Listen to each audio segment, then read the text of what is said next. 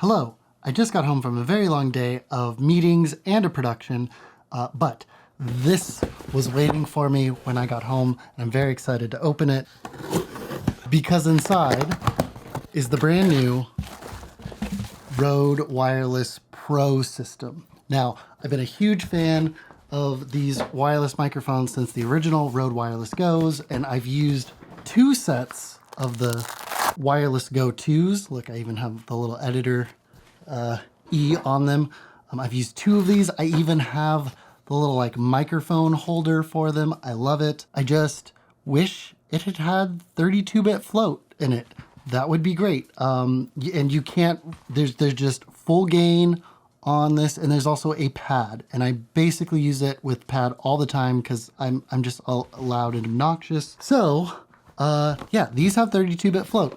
And, you know, some people are like, well, why couldn't they just do this with a firmware update? Just give these 32-bit float. Rode made a video where they explained that there's also an entirely new analog to digital converter in here that actually has 4 stages so that it can capture the quietest to the loudest sounds and really utilize the 32-bit float recording. So it needed a whole new ADC. These also do timecode, which is cool. I've got the C70, I've got the R5C, which I guess I could jam sync this to that. My buddy Gilbert has the tentacles. He lets me borrow them when I need to do that sort of thing. So I've been doing that quite a bit already. So that means I do already have the B and C cable for the C70 and the DIN cable for the R5C. So we'll test that out real quick. So it's very late. I'm very tired. So we're just going to unbox this and do a quick test.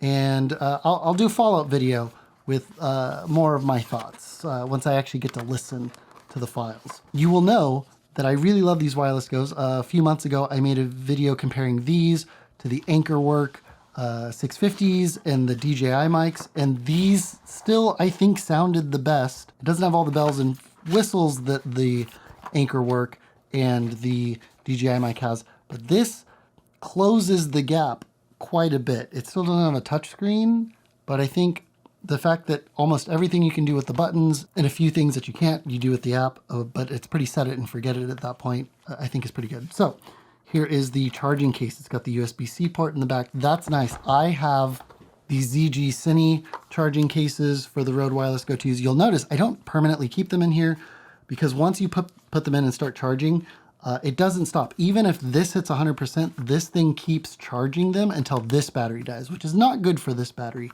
and not convenient because once this charges it up, it's dead and I can't like use it multiple times. So I charge it, I watch these charge up.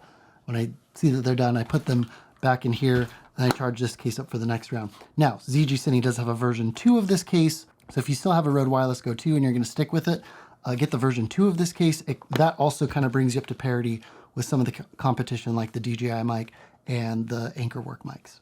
Okay, so these hopefully are charged up because I'd like to do a quick test turning them on, but I don't want to turn them on quite yet. I want to take a look in the accessory case. We've got the magnets. These are great. I have them, it's on the other side. I have the magnets that you would have to buy extras, like an extra $15 or $20. This comes with them. These are great. They're very strong magnets. You know what? I guess I am going to pull these out. Oh, it's turning on, but I didn't turn on the receiver. I'm just gonna put these on because I use the magnets all the time. Not only to stick the unit onto. Oh, this is now coated in rubber. The other one, it was just like a bare. Well, it was a magnet covered in paint. This is a little bit nicer. That's great. I'm gonna put these on the 2 transmitters because I basically use this all the time. This is like how I use the Rode Wireless Go. It does also come with lav mics this time, which is great. The Go 2s and the original Go's did not.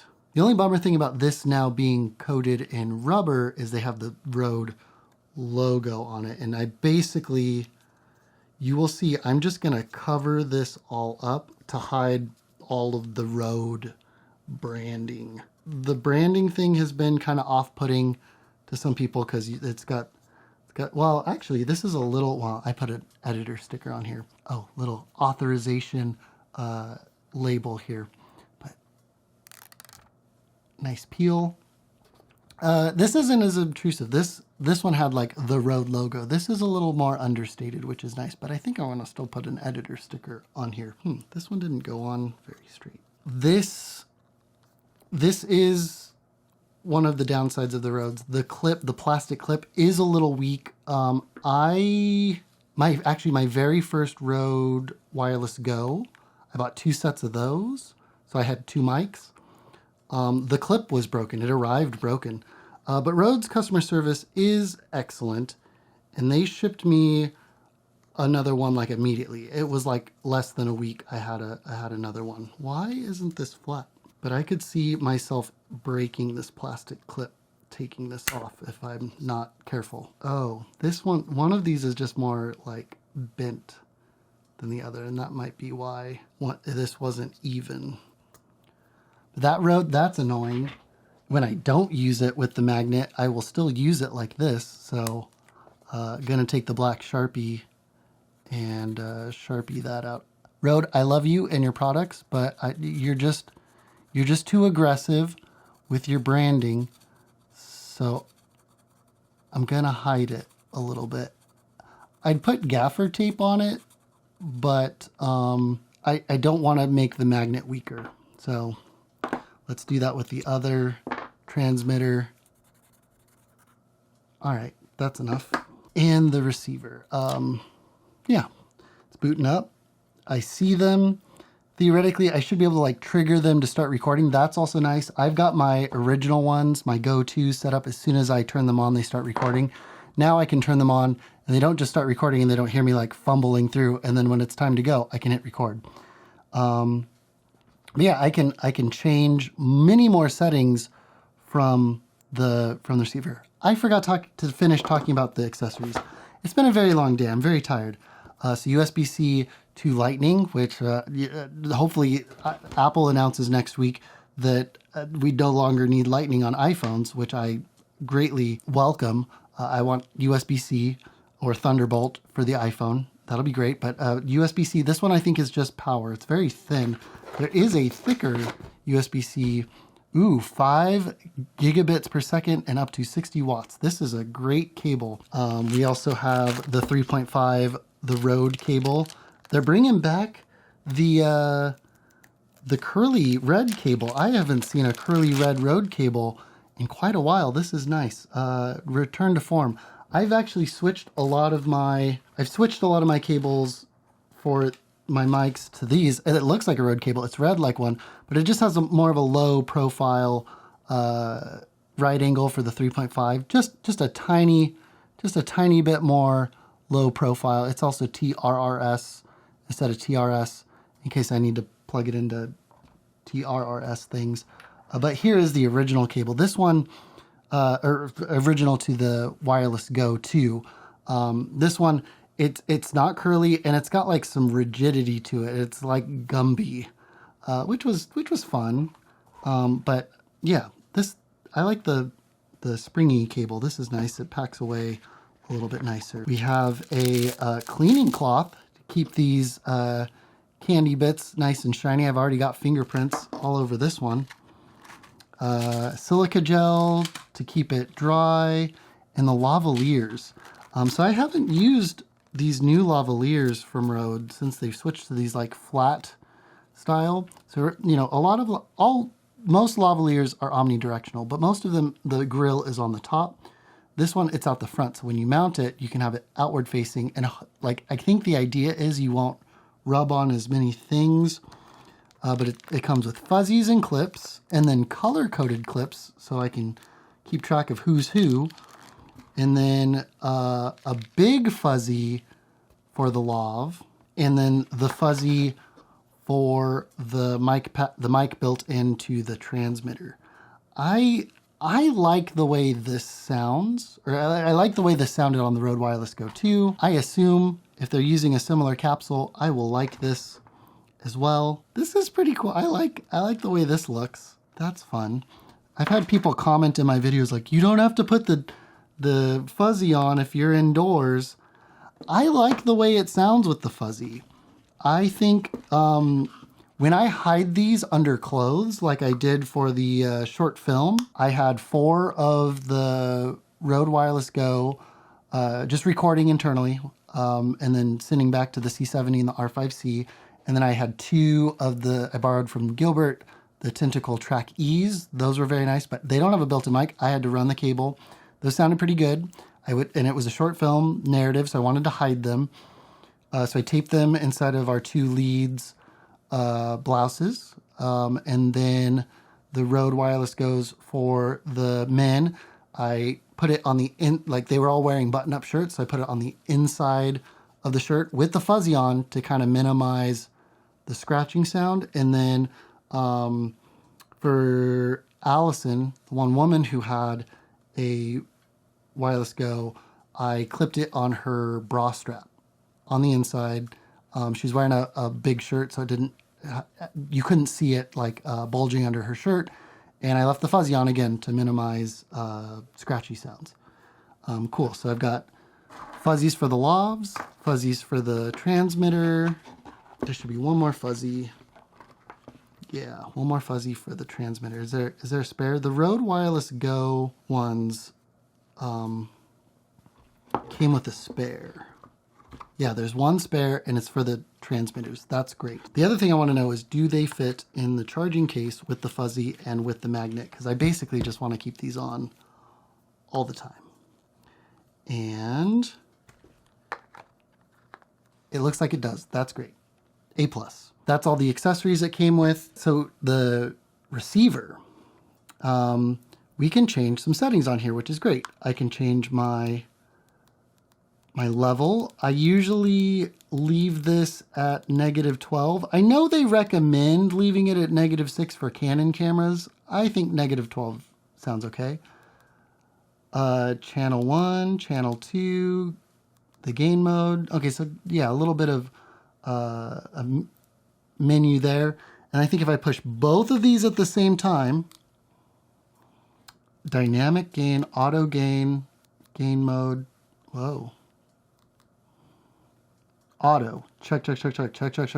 Yeah, so that's on auto. Whoop. Dynamic, auto.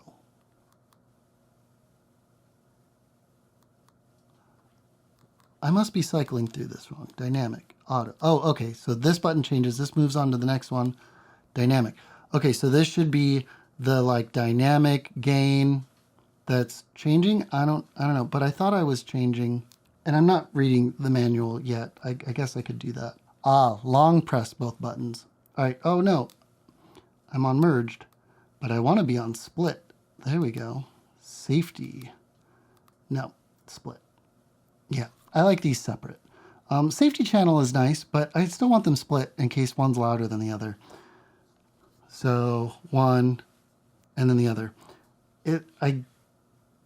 Can I press all the buttons? Nope. I guess I got to plug into Rode Central to get the stuff about the time code and the recording.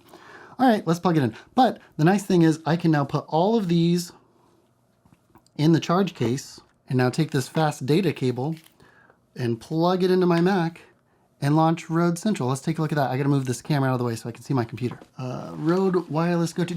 Do I know anyone who wants to buy some well-loved Rode Wireless Go 2s? If I take the editor stickers off, the glossy plastic has been well protected by the editor sticker. I'll even throw in the charging case. I've got 2 sets. Let me know. I'm keeping this though. Ooh, it's covered in cat hair. These have little warnings about strangulation hazard. This cable contains Kevlar and has the potential risk of causing lacerations or strangulation. Avoid looping cable around the neck and keep out of reach of children. That's terrifying. I will probably use these sometimes, but honestly, I mostly just use the built-in mic on the transmitter. I wonder if the Rode Central app's gonna have an update. There is. All right, let's update. So got all the receivers and transmitters plugged into the case. Gonna plug the case into my MacBook. The charge case has firmware. Interesting. Up to date. Great. This is the receiver. Sure. Let's dim the backlight. That's great. I have it split. That's great. Manual gain, -12. That's great. Yes, I want that button to tell the receivers to start recording. Aha, and here's the time code. Let's turn that on. I usually am shooting at 23.98. That's good. Time code is set to real time. I guess otherwise if I pull it out, it starts over at 000. Let's update the clock in there. Time code modes. So there is a USB-C port and a headphone jack. And I want, sure, show it on there. Both are time code. That's weird. I wonder if I can take, this is the USB-C adapter I use for my iPad Pro that doesn't have a headphone jack. I wonder if I could plug this into the receiver and then this into my time code for my C70 or R5C, but then still use the 3.5 jack on the receiver for the camera. But at that point I cannot, well, I wonder if I can still do it split with this headphone. I wonder. Or I can just keep doing split. That's a weird setting. Split, receiving left and then right. Left and right. Oh, I can plug in a headset and then talk. I can have the two mics out and then I can send audio into the Rode Wireless Go from a headset mic. That's interesting. Anyway, no, I'm still interested in like jamming time code to my R5C. And then let's check the transmitter. Also make sure its time is set.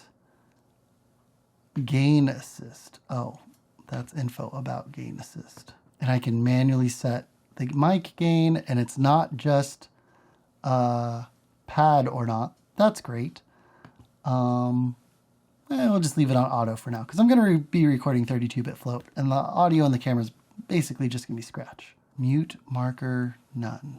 I'm going to do marker. Manual or always. So manual means I got to trigger it from the receiver. LEDs, I usually leave these on dim. Dropout markers when enabled. Oh, dropout zones on the recording. Yeah, that's cool. Gain assist auto. Let's do a marker. Let's turn those to dim. Manual recording. Okie dokie. And update the time. Cool. All right. 3 other devices connected. No, local recordings. Local recordings is cool. If something fails and you plug in your Wireless Pro and you go and look inside here and you see those weird files, you can open them in local recordings and like decompress them into WAV files. But also these should just show up as WAV files. The Wireless Go's finally got a software update. You don't have to use Rode Central. You can plug them into any computer and grab WAV files. That's been great. I think the Pros are the same. Okay, but I am curious about this time code thing. Never mind, I will have to test this in a separate video because when I gave Gilbert the tentacles back, the last time I saw him, I gave him the DIN cable and the BNC cable for the C70. I will get those back. I'll make another video to test if I can go send the regular audio out of the headphone port, the 3.5mm port, and then take this adapter and plug my timecode cable into the R5C and be able to have both. That way I could still get the audio in the mic port, but still get the timecode here. I wonder. Subscribe and follow if that seems interesting to you. If you have a C70 or an R5C or an FX3, any camera that can accept dedicated timecode, we'll test that out. But the moment you've been waiting for, a half hour later, well, half hour for me, hopefully I'll have edited this down. Let's see how the Rode Wireless Pro sounds. That's the thing I really haven't heard. So I'm going to switch from this microphone, the Rode NTG, video mic NTG, to the Rode Wireless Pro. Here we go. You are now hearing the Rode Wireless Go as if it was clipped to my shirt. This is the way that this mic sounds if you were using it connected, just clipped on someone's shirt, about right in the middle of their chest. And you are now hearing it connected from the camera. You've been hearing it connected from the camera, and you are now hearing the 32-bit float recording from this microphone. I'm not gonna yell because Lauren is asleep and she would wake up and murder me. So return for the second video where I do a yelling test and see how well the 32-bit float recording works and the capsule. Because you can still clip a recording even if it's 32-bit float if you're clipping the capsule of the microphone. And I will test the capsule in the transmitter mic and in the lav mic. I'll also do a test with the lav mic in just a sec. And I also want to hear what it sounds like. This one sounds like, oh man, I do have to take the magnet off to put it in the microphone adapter. Here's how it sounds in the microphone adapter from the audio in the camera with the dynamic gain assist. And here's what it sounds like with the 32-bit float. Hopefully it doesn't sound too different. Hopefully it sounds okay, and hopefully it actually sounds okay. Let's switch over to the Lowe cables. Okay, so I was going to cut to me showing you what the Lowe sounds like, but there's something wrong with my Lowe. Now, one of the cool new features about the Rode Wireless Pro that the previous Go's didn't have were locking 3.5 millimeter jacks for plugging in Lowes. And I don't know if this is the way this is supposed to work, but this completely unscrews.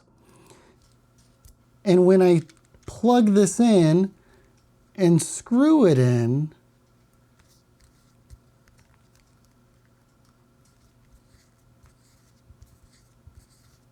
I'm not, oh, wait, never mind. User error. I'm just bad at this. I was plugging it in, part of my problem. What I did wrong, from what I've experienced from other locking 3.5 mil ones from Sony, you plug it in and then you tighten this down. And what I was seeing was when I tightened this down, I was unscrewing it from the Lowe and I could actually unplug it.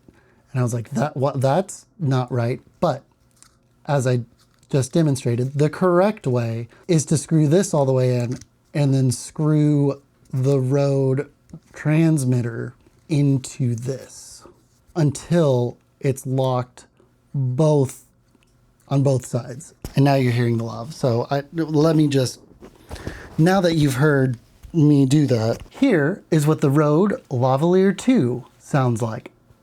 Does it sound better than the built-in mic on the transmitter? Does it sound worse? I don't know. I'm going to be listening to this in editing because I'm very tired. I'm not going to listen and then give my reaction. So you tell me in the comments if you like the way the Lowe sounds better or the way the mic built into the transmitter sounds, if that sounds better. Okay, that's the unboxing. That's everything it comes with and some sound samples. Let me know what you think. Is it worth $400 for all of this? I think so. This has been my favorite Lowe kit ever. I've used a lot of different wireless Lowes, and the Rode Wireless Go 2, although it had some setbacks, was my favorite set. And if 32-bit float and locking Lowe connectors is as good as Rode says it is, this is my new favorite set. I'm gonna listen to these samples and I'll make a second video when I've listened to them and can share my opinion.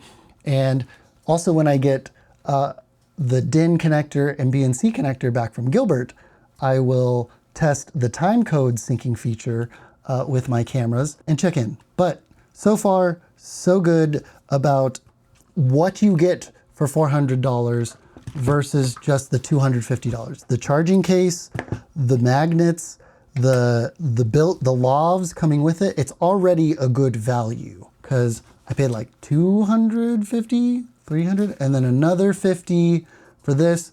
I spent more money on wired Lowes, even though I do prefer to use the built-in transmitter mic just for convenience. I do have them when I need them. And then the reporter. So I you know, on my previous set, I had spent about $400 anyway, and I had 2 of them. And this will, you know, kind of bring some of the costs down. So I'm excited to use this more and listen to some tests. If you have questions, leave them in the comments. If you want to see more, hit subscribe, and I will see you next time. Peace. Quick update, I did listen to the files. I think the sound is better in the mic capsule in the transmitter than the Lowe's.